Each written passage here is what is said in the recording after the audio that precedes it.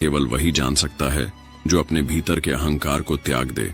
श्राप का समाधान साधु द्वारा दिए गए संकेतों में छिपा है। राजा ने गांव में जाकर साधु के शब्दों को याद किया। केवल वही बच सकता है जो अपने भीतर का सत्य समझे और उसे उजागर करे। राजा ने गांव वालों से कहा, हमें अपने भीतर झांक कर देखना होगा कि हमने कौन कौन से गलत कार्य किए हैं। यही हमारी मुसीबतों का कारण है। गांव के मुखिया ने अपनी गलती मानी और कहा, हमने अपनी वीरता और अहंकार के कारण साधु के वट वृक्ष को काटा। यह हमारी सबसे बड़ी भूल थी। गांव वालों ने भी स्वीकार किया कि उन्होंने प्रकृति का सम्मान करना छोड़ दिया था। जैसे ही गांव वालों ने अपनी गलती स्वीकार की, बेताल प्रकट हुआ। उसने राजा से कहा, अहंकार को त्यागने का निर्णय अच्छा है, लेकिन क्या केवल क्षमा मांगने से श्राप समाप्त हो जाएगा? बताओ, क्या प्रकृति और साधु को इस अपमान का कोई प्रतिकार नहीं चाहिए? राजा ने उत्तर दिया, क्षमा मांगने के साथ साथ हमें अपने कर्मों से अपने अपराधों का प्रायश्चित भी करना होगा। हमें उस वट वृक्ष को पुनर्जीवित करने की कोशिश करनी चाहिए और भविष्य में प्रकृति का सम्मान करने का वचन लेना चाहिए। राजा ने गांव वालों को साधु का आशीर्वाद वापस पाने के लिए सामूहिक रूप से कार्य करने का निर्देश दिया। उन्होंने वट वृक्ष के स्थान पर नए पौधे लगाए और साधु को श्रद्धांजलि अर्पित की। गांव के प्रयासों को देखकर साधु प्रकट हुआ। उसने कहा, तुमने अपनी गलतियों को समझा और उन्हें सुधारने का प्रयास किया। यही सच्चा प्रायश्चित है। मेरा श्राप अब समाप्त होता है। साधु ने गांव को आशीर्वाद दिया और वहां फिर से सुख शांति लौट आई। बेताल ने राजा से कहा, तुमने यह साबित कर दिया कि भय और सत्य एक साथ नहीं रह सकते।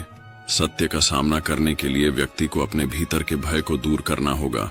यही जीवन का सबसे बड़ा पाठ है। साधु के श्राप से मुक्ति के बाद सूर्यपुर गांव में सुख शांति लौट आई। लोग अपने दैनिक कार्यों में व्यस्त हो गए, लेकिन राजा विक्रमादित्य के मन में अभी भी एक अनसुलझा प्रश्न था। तोते और बंदर ने जो संकेत दिए, उनका गहरा अर्थ क्या था?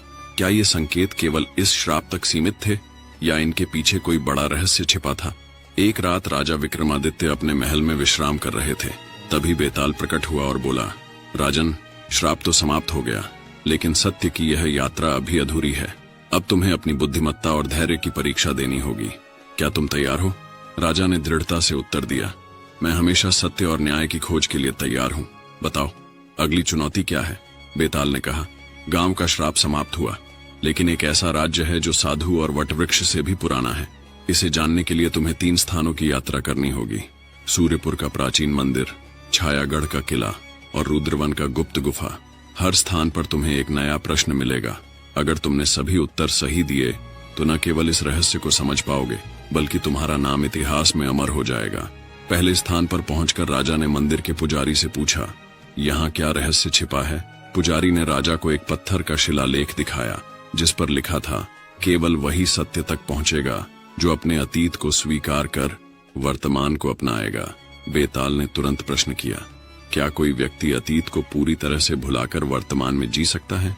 राजा ने उत्तर दिया, नहीं, अतीत को भुलाना संभव नहीं है, लेकिन इसे स्वीकार करके ही हम वर्तमान में जी सकते हैं। जो अतीत से सीखता है वही वर्तमान को सार्थक बना सकता है। पुजारी ने मुस्कुराते हुए कहा, तुमने सही उत्तर दिया, अब आगे बढ़ो। दूसरे स्थान पर राजा ने देखा कि किले के भीतर एक वीरान मैदान है। वहां एक वृद्ध सैनिक खड़ा था।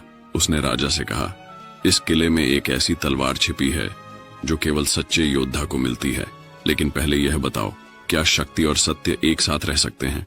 राजा ने कहा, शक्ति वही सार्थक है जो सत्य के मार्ग पर चले। यदि शक्ति सत्य का साथ छोड़ दे तो वह विनाशकारी बन जाती है। वृद्ध सैनिक ने राजा को एक तलवार सौंपी और कहा, यह तलवार तुम्हारे साहस और सत्य की प्रतीक है। इसे अपने साथ रखो। अब जाओ, तुम्हें अंतिम स्थान पर जाना है। गुफा में घुसते ही राजा को चारों ओर अंधेरा और रहस्यमय वातावरण महसूस हुआ। वहां एक गूंजती हुई आवाज आई, यहाँ तुम्हारे धैर्य की परीक्षा होगी। अंतिम प्रश्न यह है, यदि सत्य और न्याय के बीच चयन करना पड़े तो तुम किसे चुनोगे? राजा ने गहरी सोच के बाद उत्तर दिया, सत्य और न्याय एक ही सिक्के के 2 पहलू हैं, लेकिन यदि मुझे चयन करना पड़े तो मैं न्याय को चुनूंगा। सत्य व्यक्तिगत हो सकता है, लेकिन न्याय हमेशा सभी के लिए समान होता है। गूंजती हुई आवाज शांत हो गई। तभी गुफा के भीतर एक चमकदार दीपक प्रकट हुआ। बेताल ने कहा, यह दीपक ज्ञान का प्रतीक है, इसे अपने साथ ले जाओ। अब तुम्हारे सभी प्रश्नों के उत्तर पूरे हो गए हैं। यह रहस्य समाप्त होता है। निष्कर्ष, इस यात्रा ने राजा विक्रमादित्य और गांव वालों को यह सिखाया सत्य का मार्ग कठिन हो सकता है, लेकिन यह हमेशा समाधान की ओर ले जाता है। अतीत से सीखना और वर्तमान में जीना ही जीवन का सार है। शक्ति और सत्य का मेल समाज को समृद्धि और शांति प्रदान करता है। राजा विक्रमादित्य का यह साहसिक कार्य केवल एक कहानी नहीं, बल्कि हर व्यक्ति के लिए एक प्रेरणा बन गया। सत्य और न्याय की इस यात्रा को इतिहास में हमेशा याद किया जाएगा। धन्यवाद।